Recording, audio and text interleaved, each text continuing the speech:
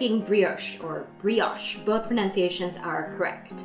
Anyways, it's going to be super fluffy, at times almost monstrous, sweet, and buttery. Very buttery. The B in brioche should actually stand for butter. Of course it doesn't.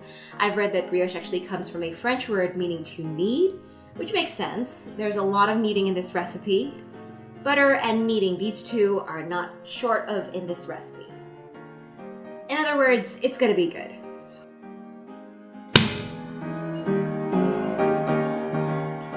We're making this particular one with fruit yeast water, and there's a link in the description box to more on that if you'd like to find out. Do check it out. And yeah, let's get straight into it. Okay, so we're going to be making POOLISH, which is where practically all of my fruit yeast water recipes start with. 99% of the time. I've done this so many times. Alright, so POOLISH is so simple. It's equal amounts of bread flour and fruit yeast water. You combine them and then you leave it to rest for 12 to 18 hours.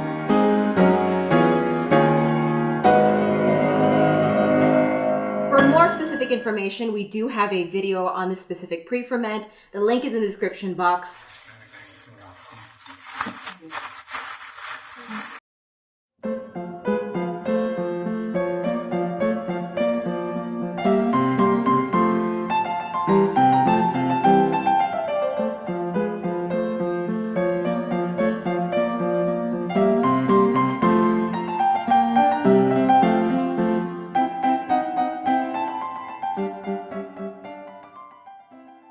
After it's been left for that long, we have the fully matured POOLISH, bursting with yeast, and it can't be underestimated how good it smells.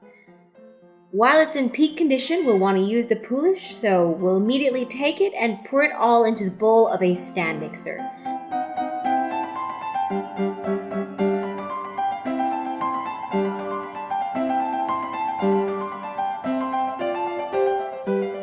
Scraping out whatever sticks to the glass bowl.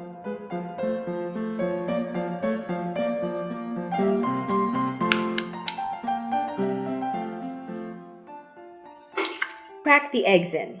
2 large eggs, watch out for eggshells.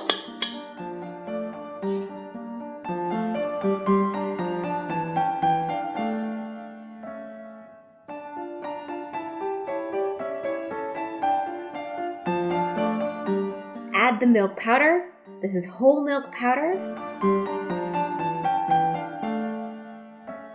Then for sweetness and saltiness, the sugar and salt.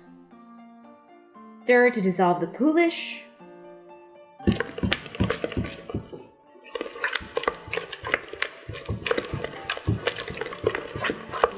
Then throw in the all-purpose flour.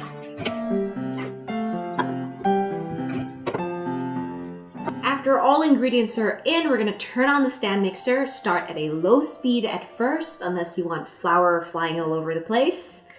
And then, after about a minute or so, when the flour has been incorporated, we can take it up a notch, let that knead for another 7 to 8 minutes until it has developed gluten, but not full gluten development. So at this point, it'll be kind of like pulling away from the sides, but not completely cleanly.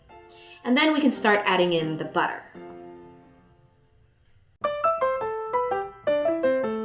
This butter is softened. I left it outside for a time, but not for too long, so it's not completely melted, but it's not as hard as cold butter. And the fact that it's still cool to the touch is actually quite important, because since we mixed the dough for a very long time, making brioche dough, that actually warms up the dough. So through friction and all, it actually heats up the dough. And by adding cool butter, we can sort of control the temperature, let the dough more gradually warm up instead of getting hot immediately. The butter shouldn't be added in all at once, so we're going to divide it into 5 portions, add it bit by bit. After each addition, we were going to make sure that the butter is fully incorporated before we add the next one. So no more streaks of butter, and then we can add the next one. So first portion of butter is in, you start the mixer again, and then wait until it's incorporated, add the next one, so on until all the butter is done. After that, we're going to knead it until it reaches full gluten development or passes the window pane test. That should be another 9 to 10 minutes. By that time, the dough should already be pooling pretty cleanly from the sides. I mean, if you look in the bowl, it should be relatively cleaner. And then when you stop it, you can see that the dough is very elastic, it's pliable. It's not that sticky to the touch. It will still be a bit liquidy and still a bit sticky, but not that much. And when you pull it, you can see light through it. You can stretch it out thin enough to see light through it, just like a window pane. So since it could do that, then it passed the window pane test. If it didn't do that, if it failed the window pane test, then I would have just let the stand mixer run for another 2 minutes before trying again, and so on. So as the dough passed the test, let's now continue by grabbing another bowl. We'll grease it with some butter or oil, really just anything to make sure the dough won't stick. Then using a scraper, scrape the dough into the bowl. It may be a little weak, don't worry about it. So we cover the bowl and leave it to ferment for another 2 to 3 hours or until it doubles in size. Okay, and then after that, we're gonna move it to the fridge and let it cold ferment for anywhere from at least 12 hours to up to 24 hours.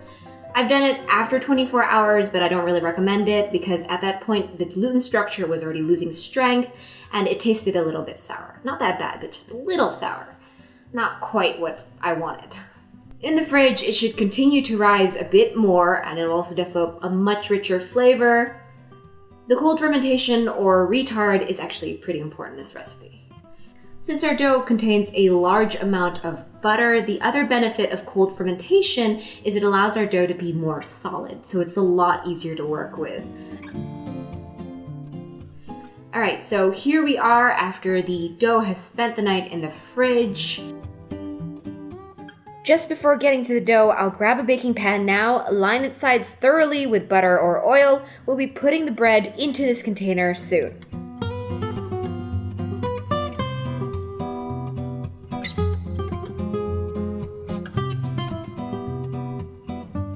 So we can turn the dough out now. And here comes the fun part, shaping.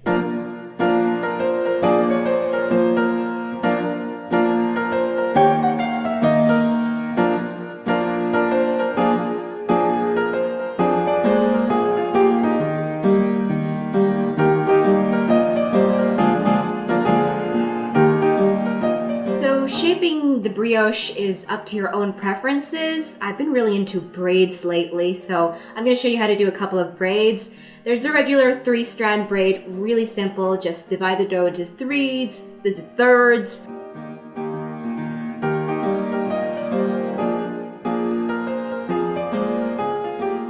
And then roll them out.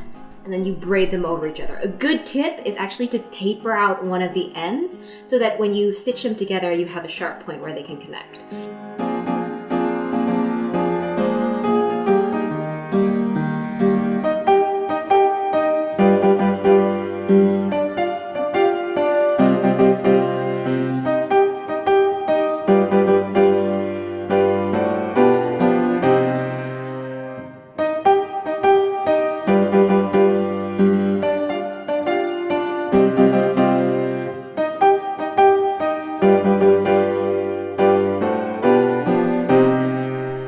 After this, just braid as usual, left strand over middle, make sure to do it tightly.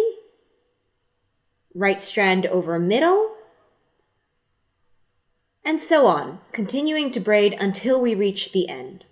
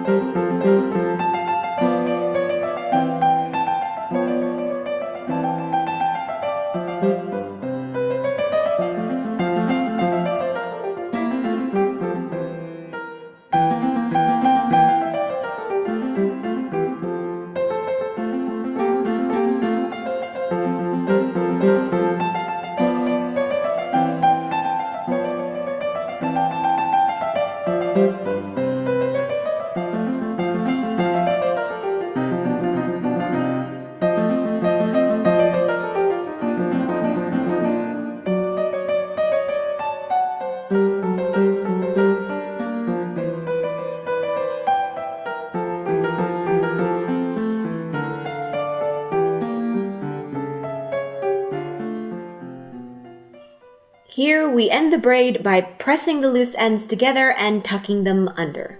Voila, a pretty simple braid.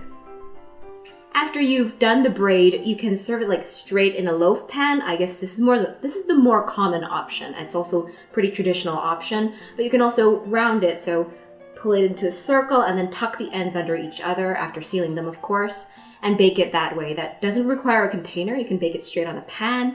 It looks really good. It looks like a wreath.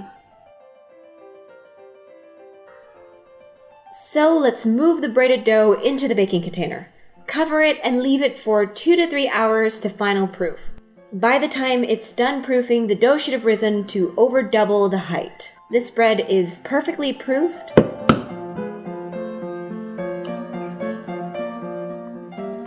Just before baking, we'll brush the top of the dough with some egg wash to give it a pretty sheen.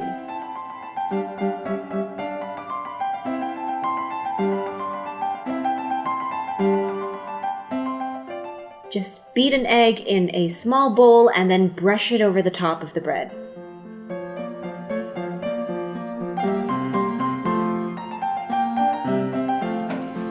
Now we can put it into the preheated oven set to 190 degrees Celsius, top and bottom heat. We let it bake for 40 to 45 minutes or until its top has turned golden brown.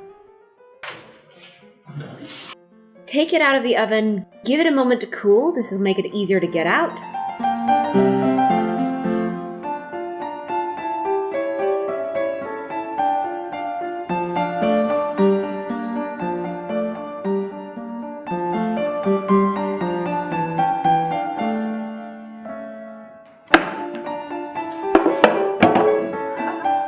And there we have it, brioche. It's delicious, fluffy, soft, and oh so buttery.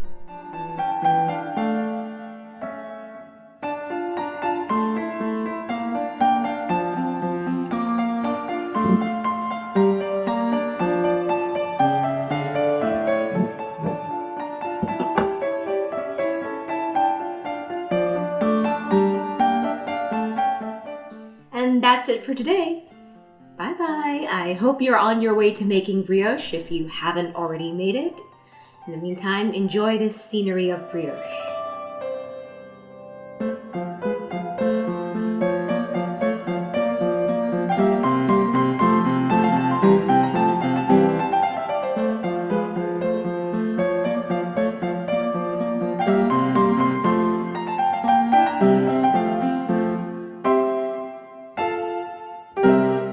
Check this out.